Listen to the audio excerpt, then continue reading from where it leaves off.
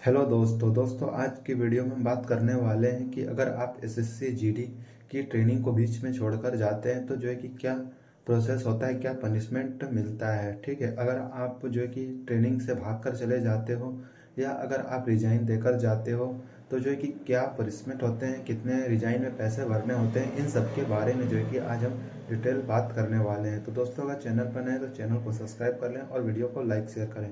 तो चलिए दोस्तों वीडियो को स्टार्ट करते हैं। तो दोस्तों सबसे पहले हम बात करते हैं रिजाइन के ऊपर।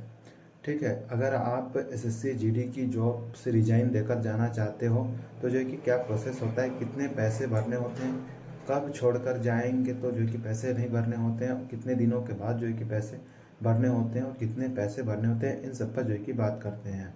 तो देखिए दोस्तों, जब आप ट्रेनिंग के लिए जाओगे तो आपका क्या होता है, सबसे पहले वहाँ होता है आपका 0 वीक। ठीक है, 0 वीक स्टार्ट होता है, उसके बाद क्या होता है, फर्स्ट वीक जो है कि होता है।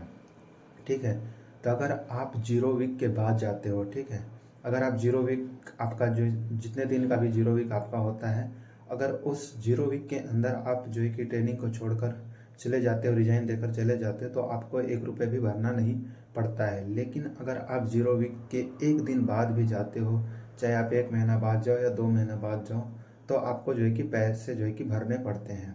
अब कितने पैसे भरने पड़ते हैं तो ये आपके ट्रेनिंग पीरियड के ऊपर होता है। अगर आप 1-2 महीने 4-5 महीने के बाद जाते हो तो उसका जो है कि पेमेंट कुछ अलग होता है। 7-8 महीने के बाद जाते हो तो उसका जो है कि क्या होता है, अलग होता है। क्योंकि ये क्या होता है, आपका ट्रेनिंग पीरियड में जो भी ट्रेनिंग में आपके ऊपर जो खर्च होता है उसके ऊपर जो है कि डिपेंड होता है। जैसे आप मान लो 1 महीने बाद गए, तो अगर आप कितना भी महीने बाद जाओ, चाहे 1 महीने बाद जाओ या 2 महीने बाद जाओ, मिनिमम जो है कि आपको 1 लाख रुपए जो है कि भरकर जाने ही पड़ते हैं। ठीक है, मिनिमम जो है 1 लाख रुपए आपको भरने पड़ेंगे, चाहे आप 1 महीने के बाद छोड़ो या जो है कि क्या। लेकिन अगर आप मान लो 7-8 महीने बाद जा रहे हो तो उसका जो है कि खर्च अलग होता है, लगभग 2-2.5 लाख 3 लाख रुपए जो है कि पहुंच जाता है। तो ये जो है कि अगर आप रिजाइन देकर जाते हो तो जो है कि इससे बेनिफिट क्या होता है दोस्तों, अगर आप रिजाइन देकर जाते हो और भाग कर जाने में, ठीक है, अगर आप रिजाइन देकर जाते हो तो इससे क्या होता है कि आप जो है कि भगोड़ा नहीं होगे, आप प्रॉपर तरीके से अपनी जॉब को छोड़ कर जाओगे और आपको किसी और जॉब को लेने में कोई जो है कि दिक्कत नहीं होगी। कैसे, जैसे कि आप अगर भाग कर जाते हो तो आपको क्या होता है, भगोड़ा घोषित कर देते हैं। तो ठीक है, आपके पुलिस थाने में यहाँ से आपको जाएगी कि ये बंदा कर्मी जो है आपको भाग कर गया है। वहाँ पे जो है कि आपका पुलिस थाने में भी रिकॉर्ड हो जाएगा कि ये जो है कि फोर्स से भाग कर आया है, ये भगोड़ा हो जाएगा। इससे क्या होगा, जब आप दूसरे जॉब के लिए जो है कि मान लो पुलिस स्टेशन में जब भी कुछ बनवाने जाओगे, कैरेक्टर सर्टिफिकेट वगैरह, तो इससे जो है कि आपको दिक्कत होगी, ये जो है आपको नहीं बनेगी। तो ये हो गया आपका रिजाइन देना। ठीक है, रिजाइन जो है, रिजाइन जब भी दोगे तो आपको लगभग 25 से 30 दिन का, चाहिए मान लो 1 महीने का टाइम जो है कि आपको रेजिग्नेशन में जो है कि आपका टाइम लग जाता है। अब आते हैं कि अगर हम भाग कर जाते हैं तो क्या होता है। ठीक है, अगर आप भाग कर जाओगे, मान लो आपने 2-3 महीने ट्रेनिंग की, उसके बाद आप छोड़कर चले गए, या आप मान लो कोई छुट्टी लेकर गए, छुट्टी एग्ज़ाम के मान छुट्टी, ट्रेनिंग से छुट्टी मान, देखिए आपका अगर कोई एग्ज़ाम है तो उसके लिए जो है कि आपको ट्रेनिंग सेंटर पे छुट्टी मिलती है। देखिए कहीं कहीं कोई ट्रेनिंग सेंटर है जहाँ पे नहीं भी मिलती है, कहीं मिलती है।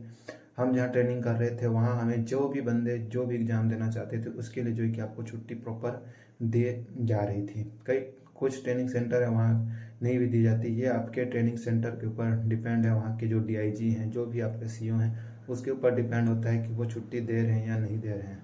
तो हमारे ट्रेनिंग सेंटर जैसे कि हमने जहाँ किया था, वहाँ पे जो है कि जो भी बंदे एग्ज़ाम दे रहे थे ट्रेनिंग के बीच में रहते हुए, मान लो कोई एग्ज़ाम दे रहा है यूपी पुलिस का या राजस्थान पुलिस या हरियाणा पुलिस, तो उसको जो है कि एग्ज़ाम देने के लिए जो है कि छुट्टी दी जा रही थी।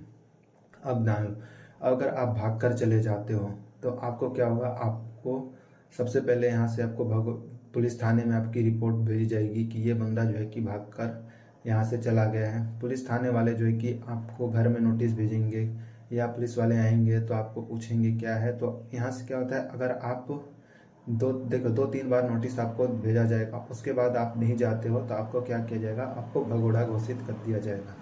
अगर आप भगोड़ा घोषित हो जाते हो तो क्या होगा, आपको अदर्स जॉब को लेने में क्या होगी, प्रॉब्लम होगी। आप अदर जॉब जो है वो नहीं ले पा सकते हैं, क्योंकि आपका जो रिकॉर्ड हो जाएगा कि आप जो है कि फोर्स से भागे हुए बंदे हो, आप भगोड़े जो है कि घोषित हो चुके हो। तो ये होता है आपका भगोड़ा में। अगर आप छुट्टी चले जाते हो और छुट्टी से नहीं आते हो, मान लो आप 2 महीने बाद आते हो, 3 महीने बाद, देखिए अगर आप 2-3 महीने बाद आते हो तो आपको कोई प्रॉब्लम नहीं होता है, ठीक है। आपकी भले सैलरी कट हो सकती है, सैलरी पेमेंट जो है रुक सकता है। तो अगर आप 2 महीने बाद भी आते हो, 3 महीने बाद होते हो, तो आपको जो है वो ज्वाइन कर लेते हैं, आपको जो है कि नहीं करते हैं। लेकिन अगर आप नहीं आते हो तो आपको जो है कि भगोड़ा घोषित कर दिया जाता है। अगर दोस्तों आपको कुछ भी डाउट हुआ हो, एसएससी जीडी से रिलेटेड कुछ भी आपके मन में मेडिकल, फिजिकल या रिटर्न से लेकर कोई भी आपको मन में सवाल हो, तो आप जो है कि कमेंट बॉक्स में मुझे कमेंट कर सकते हैं। तो चलिए दोस्तों, मिलते हैं नेक्स्ट वीडियो में। आज के लिए इतना ही। जय हिंद, जय भारत।